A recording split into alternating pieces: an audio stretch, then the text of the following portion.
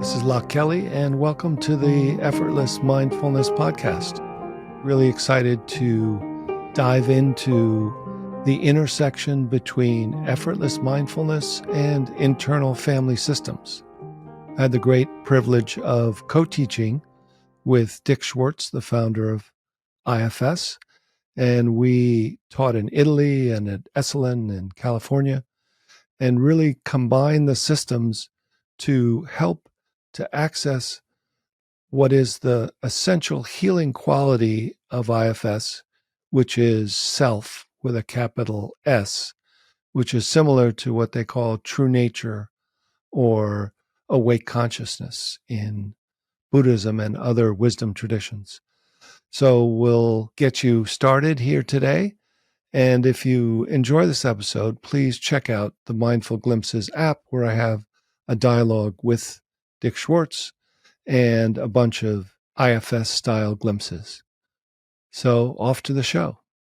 So today I'm going to talk about two very amazing systems which can transform and heal your life.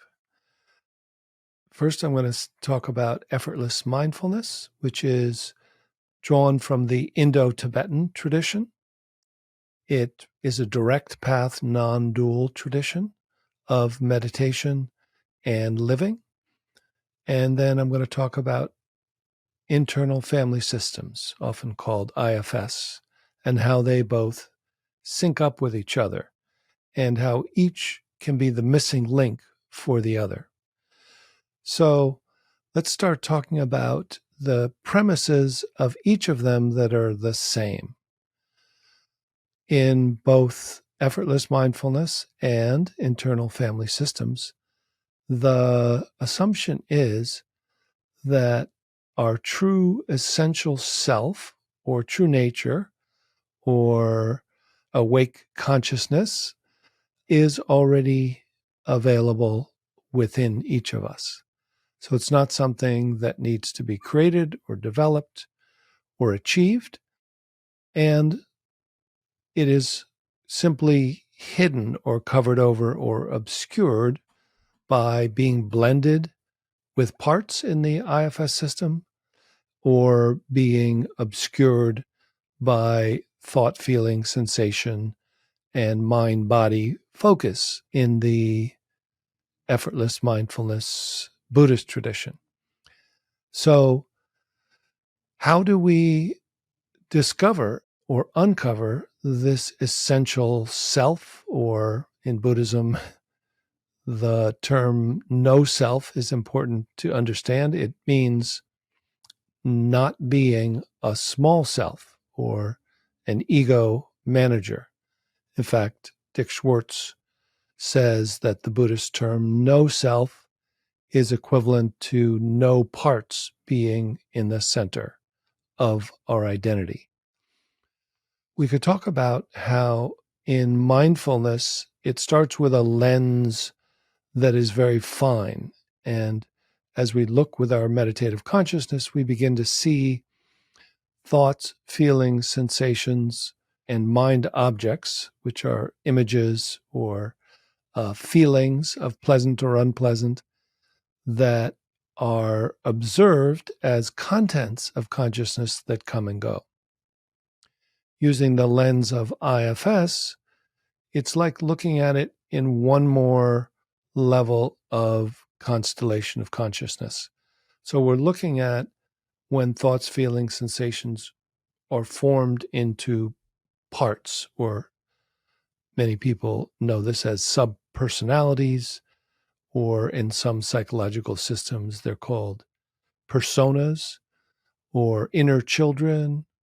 These parts of us or subpersonalities have thought, feeling, sensation, worldview, and a feeling of me or I. And so that's why they're kind of called subpersonalities. And when they're younger parts, in IFS, they're called exiles. In some systems, those parts are called shadow parts.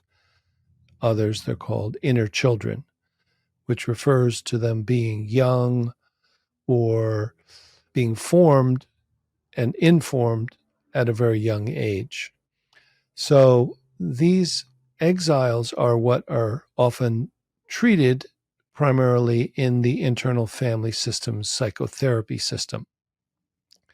And the way that they're treated is self to part.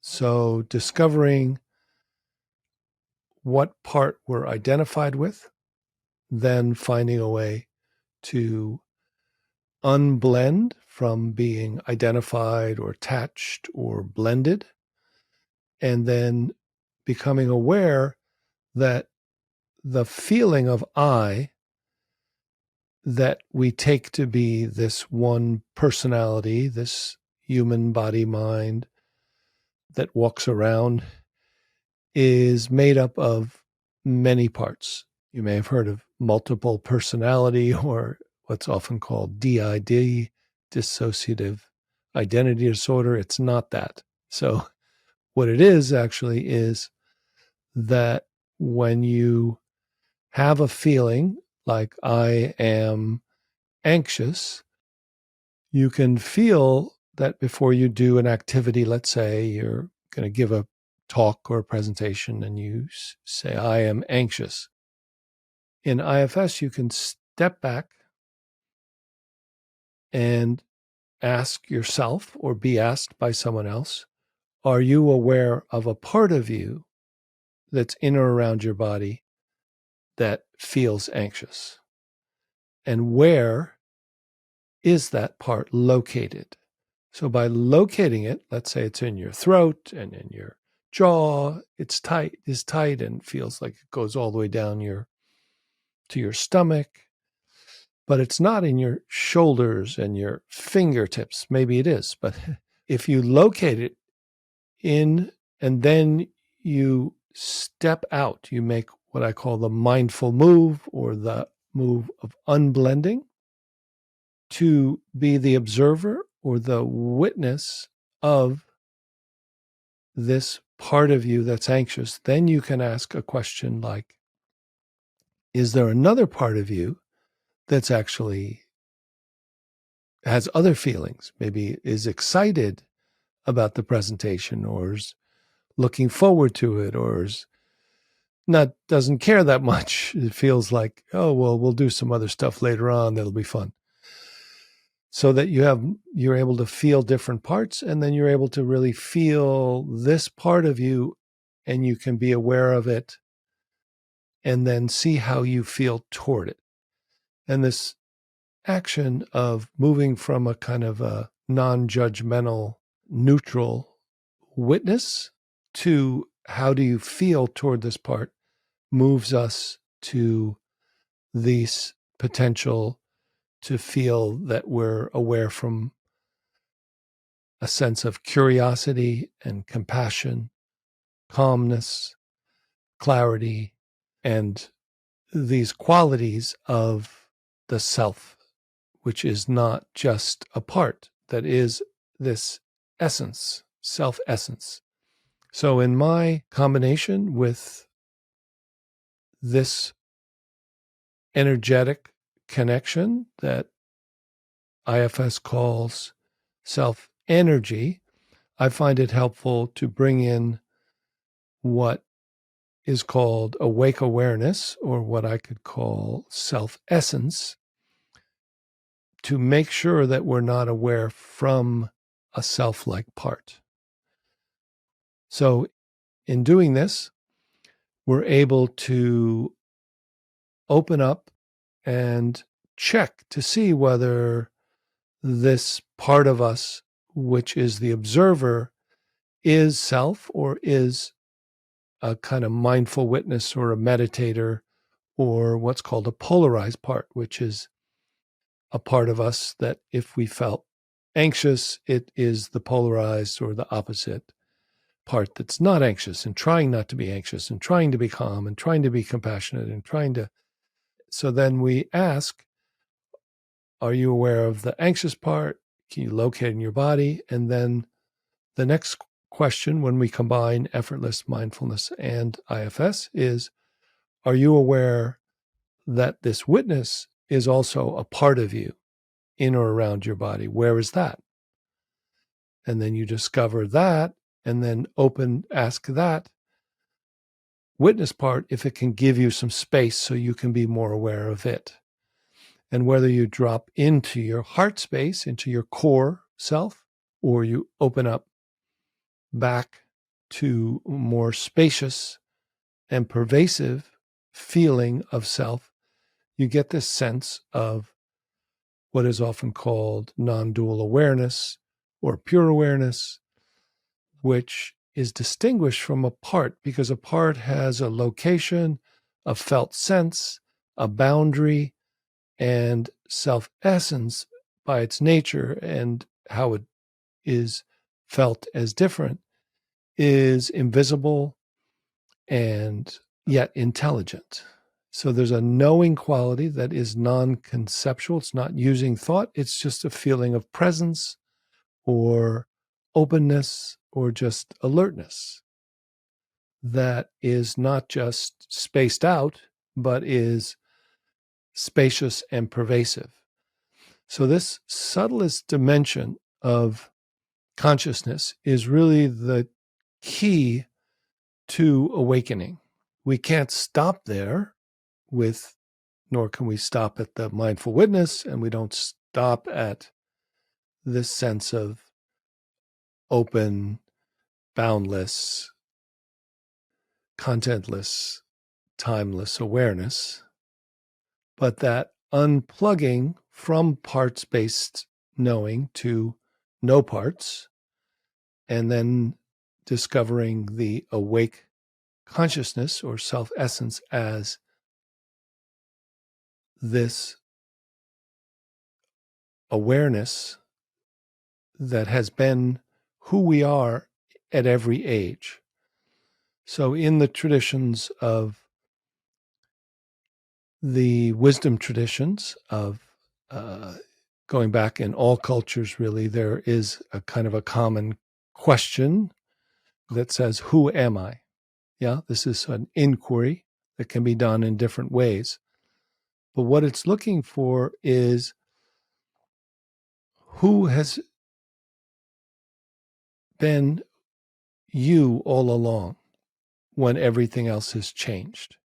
Yeah, so there's different parts that can sit in the seat of the self and call themselves me. There's different memories, thoughts, emotions that are strong at certain points, but there are points where they were not there. And that new memories that are here that weren't there before. You have a different address, your body's different, your height is different, and you're not only this one dimension of yourself, your looks, your height, your gender, ethnicity, even though they're parts of you. So we're not eliminating parts. We're discovering the essential self with a capital S, or essential true nature, which is awareness based. So if you look back and inquire who or what is essentially the same now as when you were 5 years old, 10 years old, 20 years old. Many things have changed. Thoughts, feelings, sensations come and go, but there's an essential awareness, a knowing that isn't coming and going, that has a stillness and a space and a alertness, but we've always been looking from it. And now we're being asked to feel back in this addition as we add effortless mindfulness to the protocol of IFS, which often will ask you to ask this part for some space or ask the part to step back so that you can be aware of it. And then you start to be curious about how it feels and what it's like and what and start to relate to it. But here, what we're doing is we're turning around just as clearly as we see what the part is like, what it feels like, what its location is, shape. Maybe it has a persona. Maybe it has an age.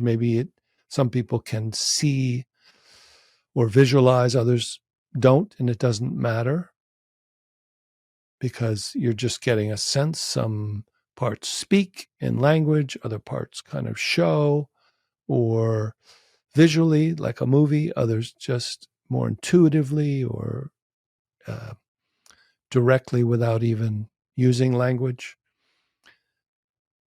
But the focus is on the part, and the assumption is that you're in self. So in the Effortless Mindfulness plus IFS, we're going to spend as much time on turning around.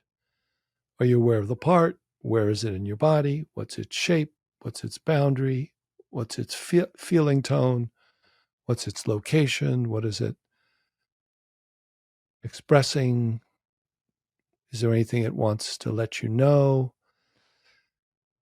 This is all important, but we're looking back now to say, what is this that's aware, that hasn't come and gone, that has no location, that is not in time, and yet is here, that has no boundary, it's limitless and here, timeless and here, intelligent without using thought.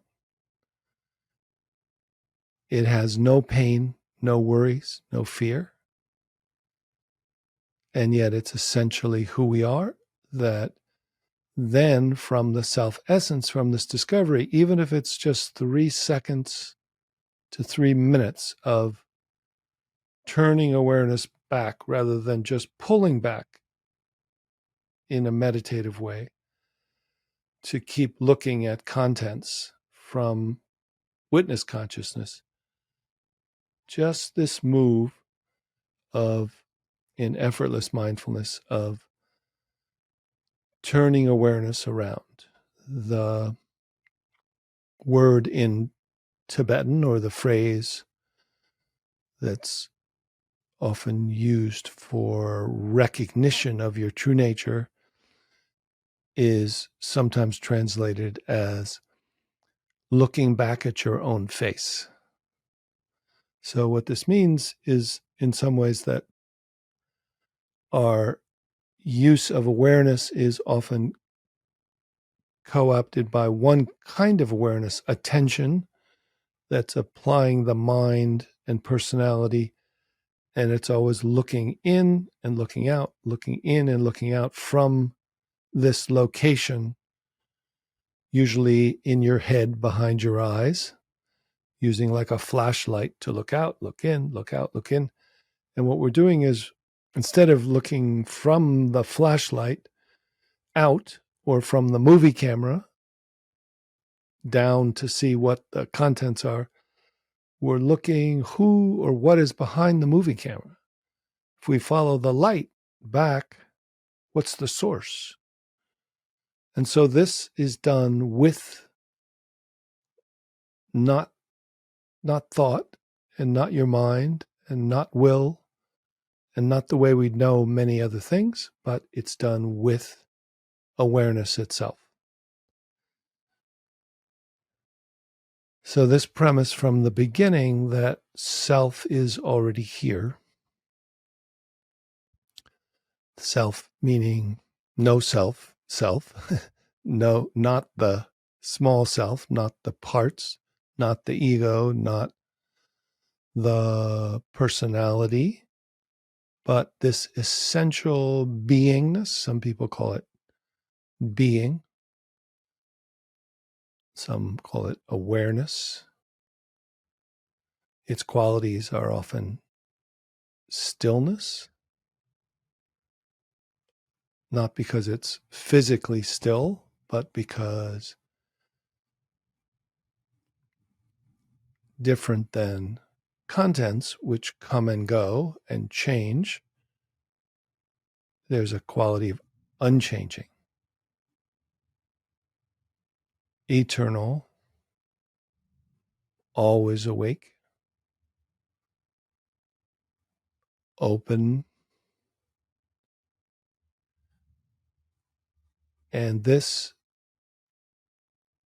invisible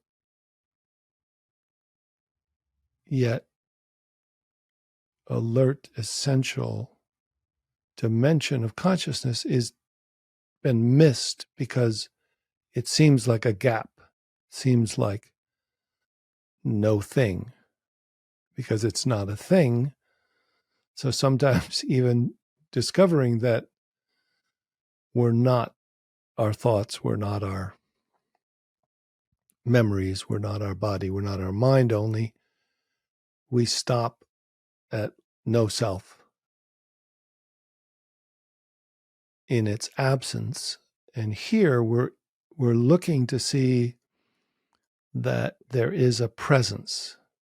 The first dimension is that there is a knowingness, and then, importantly, that the formless awareness is not just like the sky with clouds and rain and wind moving through it as contents of changing consciousness, but in this effortless mindfulness tradition, which can be different than other non-dual traditions, there is the feeling that there is a unity or a not two-ness, means form is emptiness. Emptiness is awake, and then awake emptiness is also form. So this is why it says not two. It's a paradox. Well, is it form? Oh, no, it's empty. Oh, well, then it's emptiness. It's pure awareness, and everything else is not it. No, that's not it. It is, oh, there's this pure awareness, this emptiness that's awake. And as this awake emptiness, what's the relationship to contents, to form, to parts, to personality? It is more like ocean and wave. In other words, the deep sky, rain, ocean, the ocean of awareness is arising as particular formations of thought, feeling, sensation, your body, and the world. But there's an interdependence or interconnectedness. Yeah. So one of the root meanings of emptiness is that the word is used as empty of separateness, empty of a separate self, empty of a separate thing. There's no separate thing called a tree that is independent. So the suffering is caused by our feeling of being independent, separate, cut off, lacking, needing to get something, feeling lonely, right? Loneliness or social anxiety, feeling we're too overwhelmed, or needing something else we're not getting, we're missing something. Yeah. The craving, all that is caused by root mistaken identity. And the root of the identity is this sense that we're only this separate self. Now, we're not saying that we're not on the physical level and on the emotional level a parts-based human, but then we're also this beingness. And in fact, Thich Nhat Hanh called it interbeing. So the being, the humanness, the beingness, and then interbeing is moving toward this interdependence. So a tree is not a tree in itself only, because it can't be a separate thing without water, air, light, and earth. So all these seemingly independent things, which our left brain can see as like, oh, that's earth, that's water, that's tree, that our right brain, or our holistic view, sees them all together all at once, or our heart, the view from our heart mind, which combines our left brain, right brain, and our wisdom and love, which is where we are going and what awake consciousness feels like, and what is called self-leadership in IFS, and what I call awake loving flow. So we've moved from being both in IFS and in effortless mindfulness. We start with feeling like we're a separate sense of self. We're a me. It's you're feeling I'm me. I'm upset. I'm happy. I'm trying to understand. And then we move toward either in mindfulness, oh, wait a minute, those are thoughts, feelings, and sensations. They're not solid or separate. In IFS, we move to, oh, that's a part of me that's trying to understand. Are there other parts of me? Yes, there's another part of me that's kind of getting it. And then we start to realize that we can't stop at that first move that could be just a meditator or a mindful witness or a self-like part or a polarized part, because it's still two. It's splitting off into a first stage of awakening. So I call this waking up from, and then you wake to this witness, and then you have to wake from that, or unblend, or from the self-like part, or from the mindful witness to look back to the source. And this move, whether you go in, you can go into your heart space or go out, or up or back, or subtler. You're just going, it's not a direction as much as it's the subtler dimension to discover this pure awareness, timeless, limitless, formless self-essence. And then the self-essence as ocean and wave, or interdependence, feels like self-energy. So now there is this self-essence that becomes self-energy, that becomes self-embodied, that becomes interconnected or interbeing. And then this self-leadership is the intelligence of this love and wisdom from heart mind, or self-leadership is the ability to hear opinions, functional opinions from different parts, and then find this trust in responding in a way that's like flow consciousness. So when you learn something and you trust that you have the information inside of you functionally, then you can let go and trust. So whether you learn the keys on a keyboard, then you can trust that you know how to type, and you can type. Learning how to drive a car, you learn all the mirror and the change, but eventually you're driving. So there's this kind of letting go that when you walk into nature or play with animals, that you enter this, or dance or sing, you let go into a flow where you have functional knowing, but the one who is knowing doesn't have to keep checking with thought, and can trust that there is this knowing that isn't going back to just kind of a gut feeling or primary process level of pre-verbal knowing. It's going beyond to wisdom mind or self leadership. So self, again, we have to keep saying self in this case is more like the Hindu self, which again moves from small self with small s to self as true nature in Buddhism, or the Tao in Chinese Taoism, wisdom consciousness. So there is this developmental stage, we're saying, that is another level of knowing. It's another level of identity.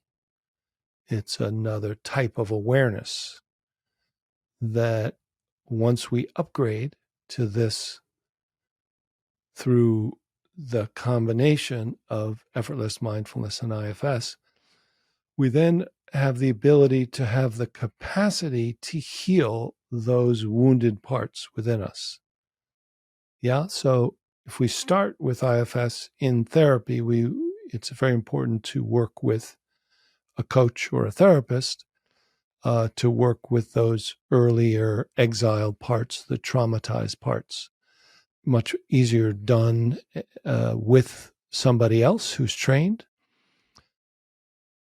And then as you get to know your system and as you start to unburden over time these traumatized parts, some people take as much time as you need. That it's a process, and different people have different levels of, it's called big T trauma, and then there's complex trauma, and then there's small T trauma. Small T trauma is basically the understanding, as Gabor Mate says, that everyone has trauma. If you're a sensitive human being growing up in the world, there is trauma, the word trauma means wound. Yeah, so we're wounded, and then those parts that get wounded kind of hide, exile themselves, or get exiled, or look for help, and then feel unmet because the outside people, we're not able to meet them, and at a young age we don't have access to self or to inner parts, so we develop these protective parts that try to help the best they can, and they repress, or they act out, or they act in, or they develop a persona that tries to avoid or strengthen or compensate. We all know this whole fight, flight, or freeze to protect our physical, emotional system, and ego defenses of denial, projection, different forms. It's the same in IFS. It's just that there are parts that are doing this and playing these roles. So it's almost easier to find them rather than thinking, oh, I'm in these ego defenses, I have ego defenses, and then I have trauma, and then I am doing this. So this discovery that is the missing link is in the wisdom traditions. There's often what could be called spiritual bypass tendency, which is almost to avoid the psychological, emotional, by this initial discovery that there is no solid separate self. And in that meditative place of discovering, of feeling I am really sad and hurt by this relationship, and then you start to look at it, oh, those are thoughts, oh, there's a feeling, oh, that who is the one who's aware of it, oh, it's not heard, it's not. And then let's look back at the situation now. How do I feel? Oh, that's gone. Oh, it's not, there's no hurt, there's no feeling. So there's a way to meditatively feel like it's gone, but once you get off the cushion, we discover that actually the part has relaxed back or stepped back and will come back again. So it is navigating between the sense that there is no separate self, meaning there's not one self. Both of them agree, both the effortless mindfulness and Buddhism and most contemplative traditions. And IFS agrees there's not one self, but there are parts of us that are functional and necessary, just like our hand is a part of us, our ears are a part of us, our digestive system. So we can't say, as many do, oh, the ego is an illusion. It may be deluded. It's a delusion that that's only who you are, or primarily even who you are, or that it's solid and your only option.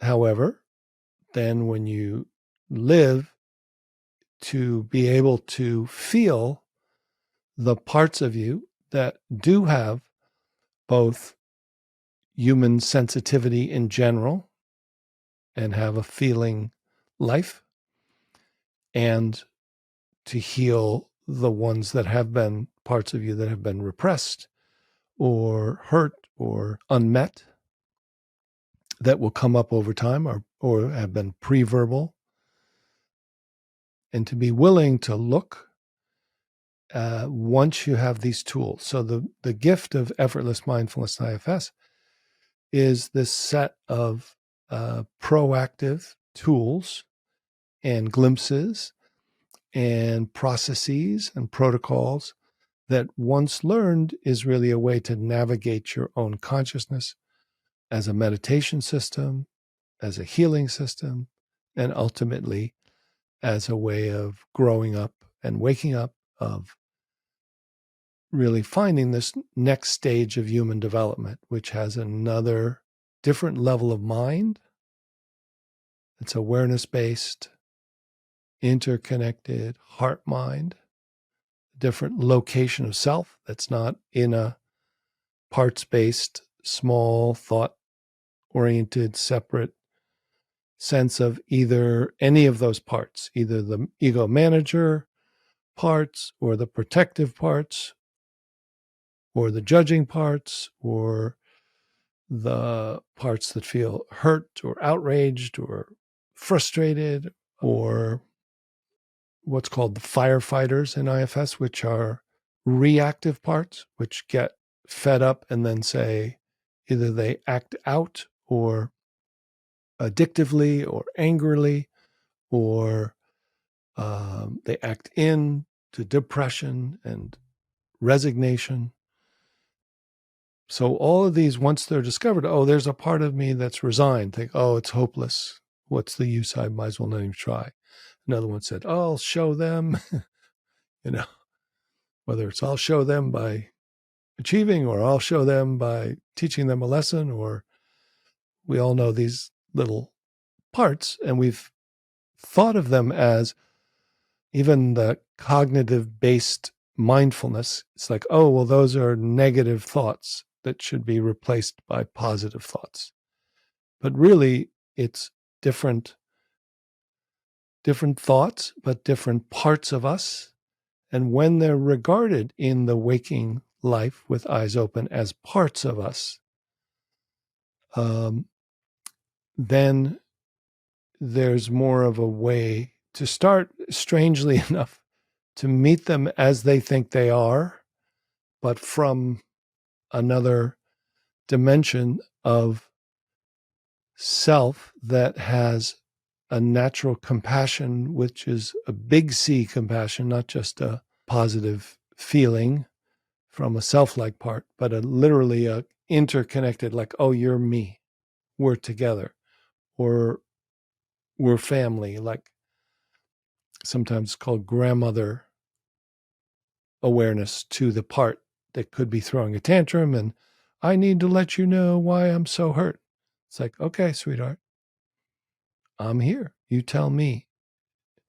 And then working with the burden of the young part that feels outrage or hurt or anxiety. And then once the part can let go of its burden, its worldview that was what it thought and felt and kind of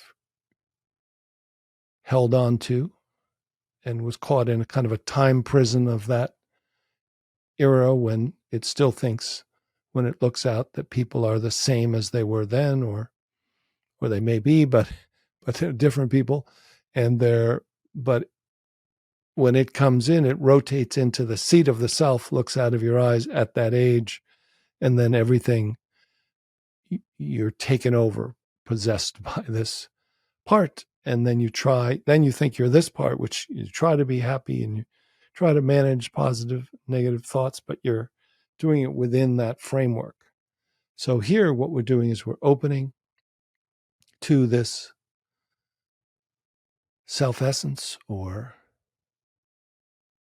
pure awareness, and then immediately recognizing that the awareness or the emptiness is also form, is also energy, aliveness, your body, and the self is leading, and it can allow parts, thoughts, feelings, sensations, because it has this great capacity. There's something greater than yourself that is essentially yourself,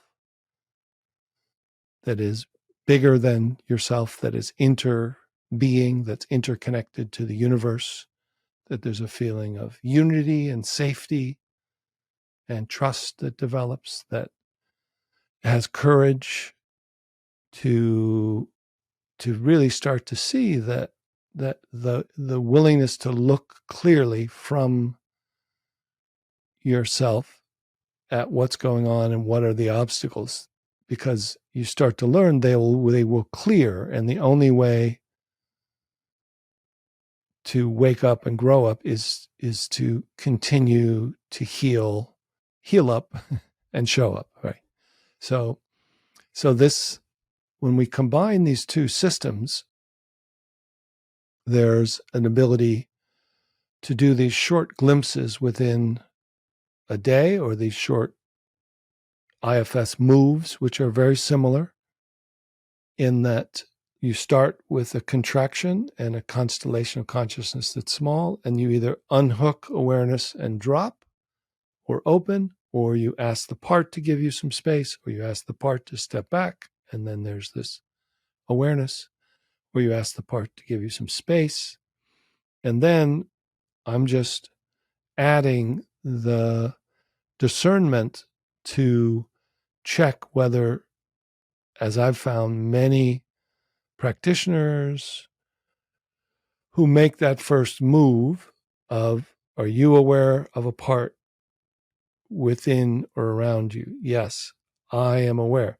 Can you ask the part to give you some space? Yes. Now, are you aware of it? So that first you, which is aware, and then asks the part for space, and then becomes aware of the part, is most of the time a self-like part. So then that next, are you aware that the witness seeing part is a part? Are you aware of the meditator or the compassionate part with a small c, the one that feels compassion? Can you ask that for some space so you can be aware of that and the first part? So that move, and then feeling the presence, and then asking, how do you feel from here toward and within those two parts? So that you start to feel within and feel that same, that the self is within every part, that there are no bad parts, that all parts are looking for love and safety and connection. So this is one of the radical premises that is IFS puts in that language. There are no bad parts, which is kind of shocking at first. But what it means is there's parts that can act out and create bad things, but their intention is to try to be safe and protective. So they act addictively or act aggressively, react certainly, doing couples therapy, you see that all the time. People who love each other, screaming at each other. Don't you ever say that, that it's their firefighter that feels hurt in an intimate relationship that reminds them of the intimate relationship where they didn't get and they were mistreated. Now this part's going to speak up and they don't see it. They've been taken over by that protective part that is protecting the hurt part. So they don't even feel, most of the time we don't feel the part that feels unseen or belittled or ignored, that's the protective part will lash out or protect. Like, you're hurt. Okay, I'll make sure that won't happen. Then you become the protective part. No, don't, so I won't act the whole thing out for you, but this, from your own experience. So this simple map is very similar in both maps, that when they're brought together, the moves of how to unhook or ask for space or ask this to step back or open to the awareness that's already here, to drop into the core self, to drop into the heart space, to open to the self essence, to be aware of how you feel from self energy back toward your body and these parts, and then find how to notice when parts begin to take over and blend, or we call it identify, or so those words blending and identifying or being taken over, so that we start to say I. The parts are saying I, and that's not the problem. The key is to find a way to ask for space, ask them to step back or unhook, so you can see the ones that are saying I, and not start by trying to fix them or call them negative thoughts, or but to find that which can bear what seems to be unbearable, that has capacity and compassion and unconditional love, and is understanding and willing to hear and dialogue and be with. And this sense of unconditional love, first love, is to have no conditions. So to not require that part to change or be other than it is. So it's different than even acceptance. So from a mindful witness, you can accept things as they are, or you can say, don't resist what is. But this is actually proactively, unconditionally loving so much that it's watching a grandparent watching a small child throw a tantrum. And as long as it's not getting hurt, it's kind of keeping with it, staying with it, talking, and not trying to change or getting overwhelmed by that, by blending with sympathy or empathy. But compassion is this dimension of, I get it. I see it. It's okay. We're going to stay with it. We're going to stay with you, keep you safe, find out what the timing is, and the healing will begin, and then the connection and the true seeing from being, being seen, feeling not separate from another, but first from self to parts, and discovering this wake loving flow so that you can start to feel free, that you can talk and walk and create and relate, and then feel when you get caught back and a part arises, no big surprise. You just learn to re-recognize. And then you train to remain, then you lose it, no big surprise. Some other pre-verbal part comes up and you're with it and open and learn these to navigate your own consciousness in the middle of the day. So you don't have to just go off on a long retreat, 2 times a year, if you could even do that. But this is really, in some ways, meditation. In some ways, it's non-meditation, or it's beyond meditation, in that it's just learning, like you can move your hands, with exercise or with yoga or with a sport. You can move your awareness, change your consciousness, find that balance, that essential goodness, that basic goodness, that unconditional love that is who we are, all of us at the essence. But it's covered over. It's initially subtle, and the other habits are very strong, so they keep coming back. And so finding ways to use these glimpses, which is what I find and found to be so helpful. Once you learn the felt sense of having awareness be identified, and then ask for space, or feel awareness can move itself and drop down.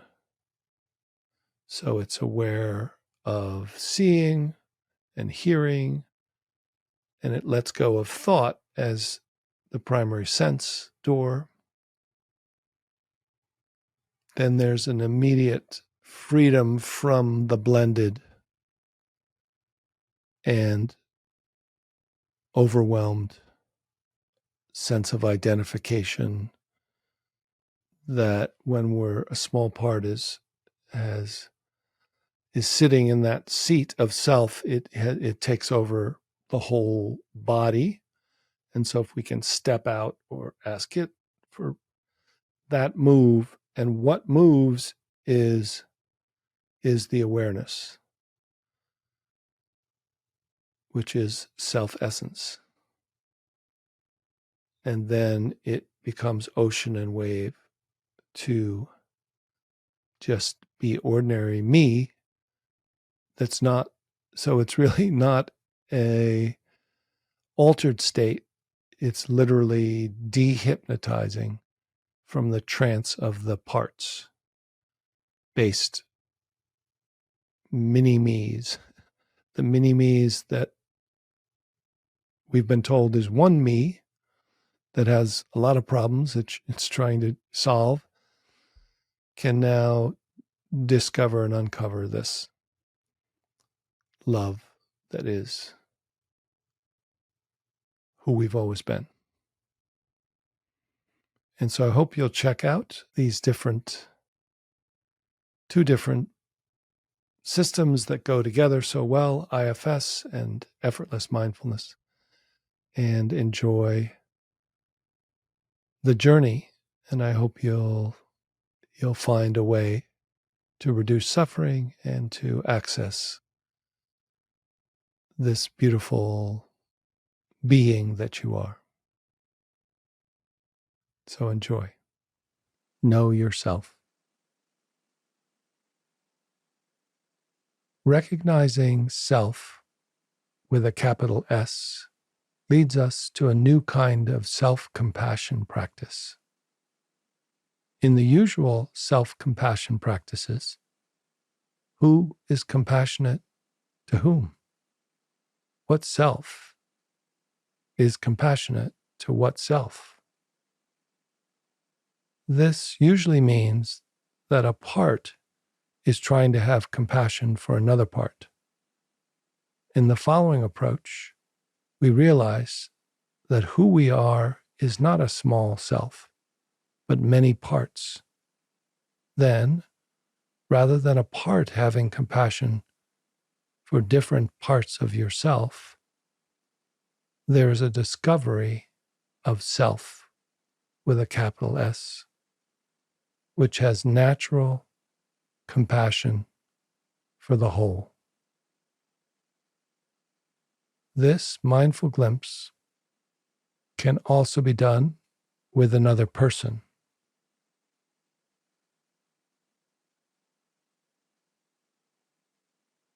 Can you feel an emotional or energetic pattern you're aware of in or around your body?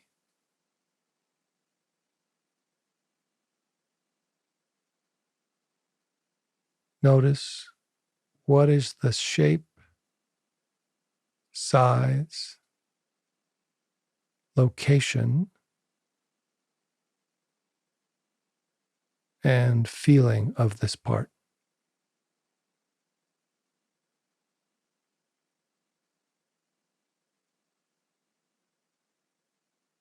Can you thank this part and ask it to unblend and open some space?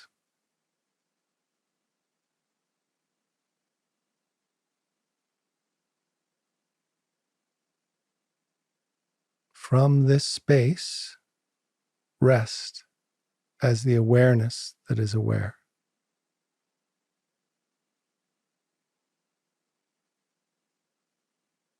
How do you feel toward this part?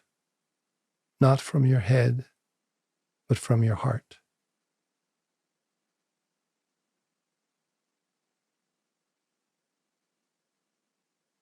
Is this part aware that you are here with it?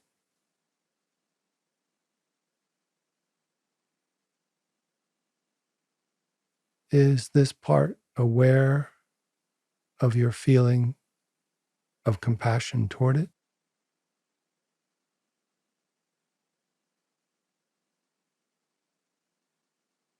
And ask this part if there's anything it wants to let you know. And listen.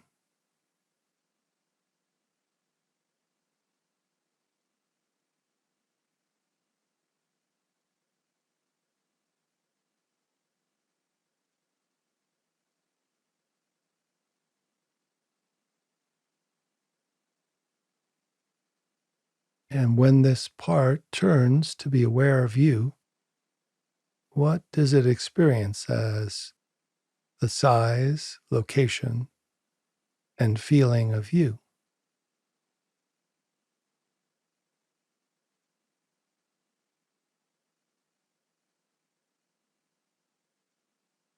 How does it feel to be aware from your open heart toward this part within your body?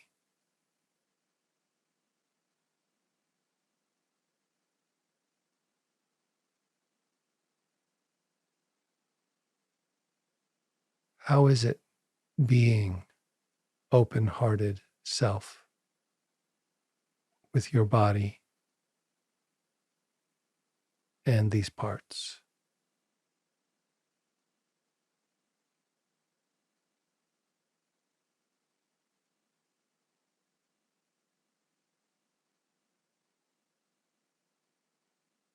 Enjoy.